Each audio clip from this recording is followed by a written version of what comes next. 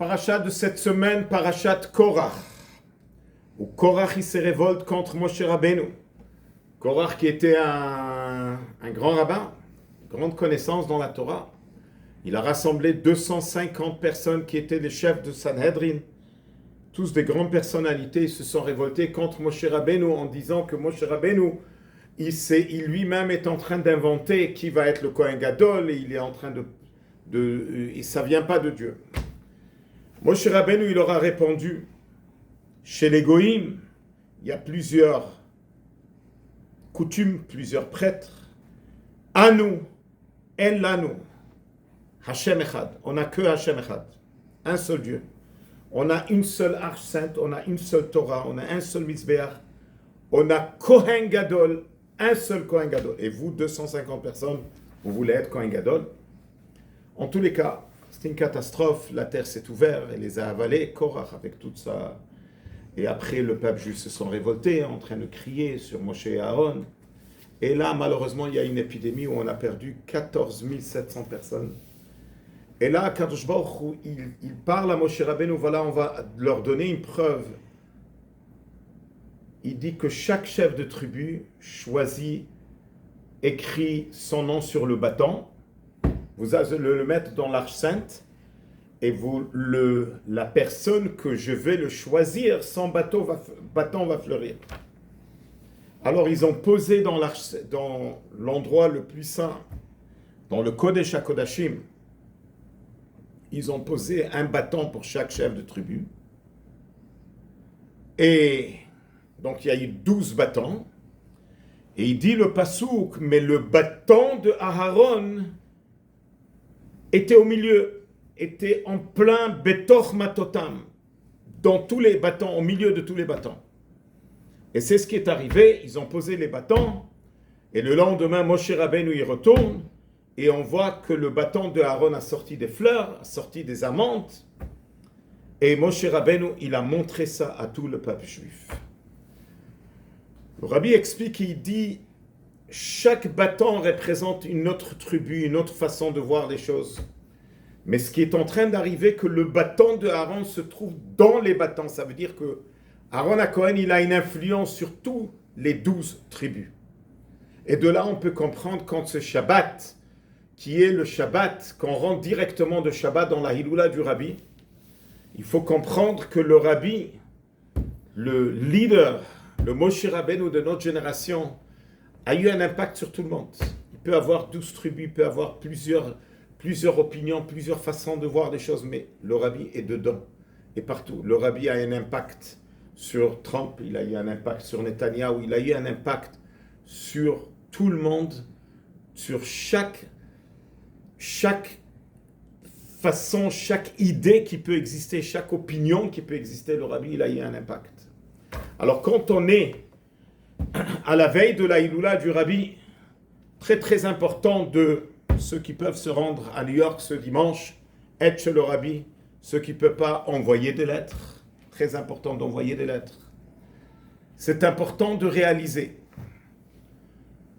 qu'on a eu une chance d'avoir le Rabbi de notre génération, le Rabbi qui continue encore à avoir un impact sur tout le peuple juif là où il est, et de réaliser que c'est le moment, quand ça arrive la Hiloula du Rabbi, à part qu'on va allumer samedi soir une bougie de 24 heures, et on va dire le Mizmor du Rabbi, le jour de sa Hiloula, et on va étudier les sichot du Rabbi. C'est important d'approfondir dans le grand message du Rabbi, d'aller chercher la profondeur de chaque juif, d'aller chercher l'âme, de ne pas juger personne et d'aller, même Korach.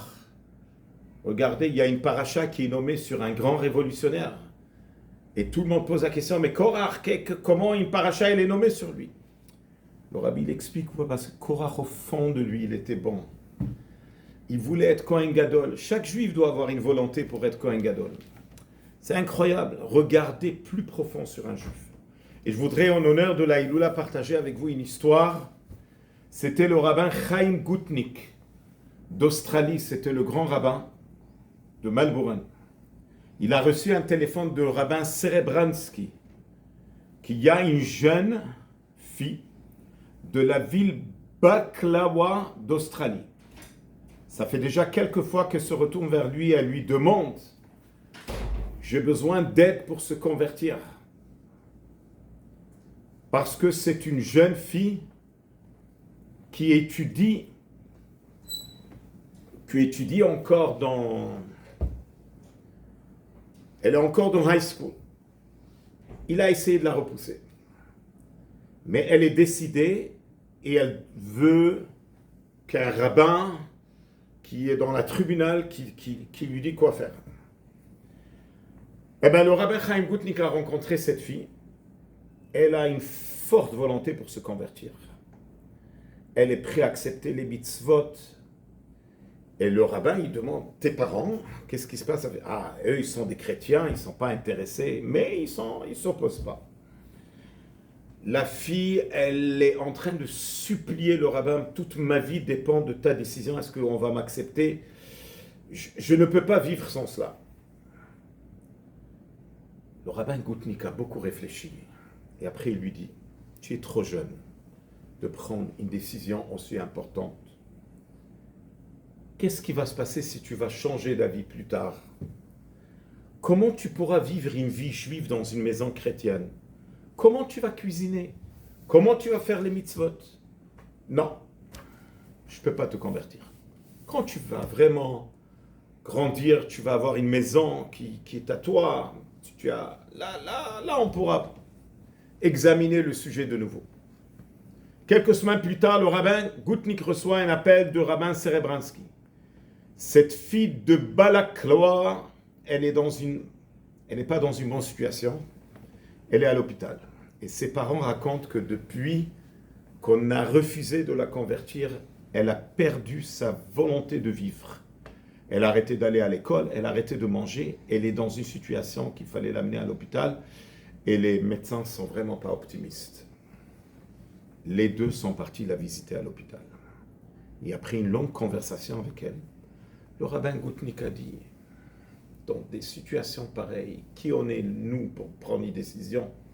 On va écrire au rabbi. Que le rabbi décide. Qu'est-ce qu'il faut faire?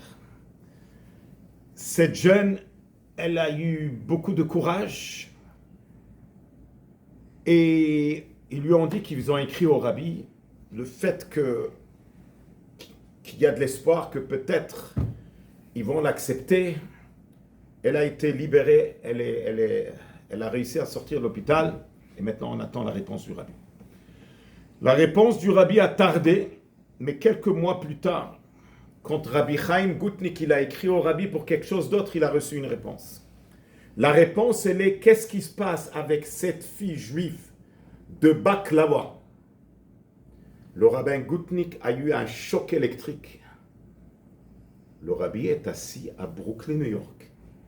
Et il pose carrément la question, qu'est-ce qui se passe avec la fille juive?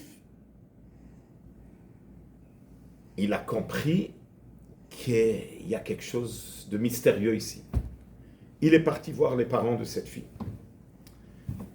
Après une longue conversation, il a appris que la maman, elle est juive. Elle a grandi dans une maison où on faisait Torah et Mitzvot, en Angleterre. Mais quand elle est jeune, elle s'est révoltée contre ses parents. Et après, elle s'est mariée avec un chrétien. Elle a accepté le christianisme. Et pour se déconnecter de tout le passé, elle est partie habiter en Australie. La maman n'arrivait pas à comprendre comment son secret qu'elle est juive a été dévoilé. Eux, ils n'ont pas d'opposition que leur fille retourne au judaïsme. C'est leur fille unique, ils l'adorent. Elle veut qu'elle soit contente. Plus tard, un jour, le rabbin Gutnick, il a voyagé, il est arrivé à New York. Il est rentré chez le rabbi. Et il a osé poser la question au rabbi, comment vous étiez au courant qu'elle est juive? Le rabbi, avec sa grande modestie, a répondu, elle m'a écrit une lettre. Et une lettre pareille, c'est seulement une âme juive qui peut l'écrire.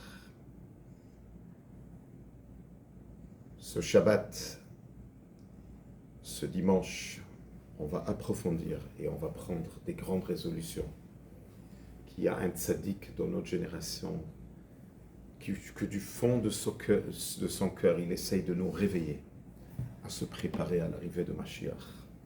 On va prendre sérieusement ce qu'il nous demande. Et chacun et chacune de nous, qu'on pense, qu'est-ce qu'on peut ajouter de plus? Ce dimanche, prenez votre téléphone, regardez dans votre WhatsApp, cherchez un juif qui n'a pas mis les tefilines, appelez-le. Dites-lui, le rabbi veut que tu mets les tefilines aujourd'hui.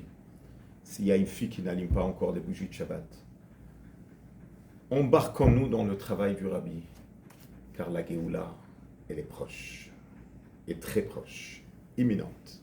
Shabbat Shalom!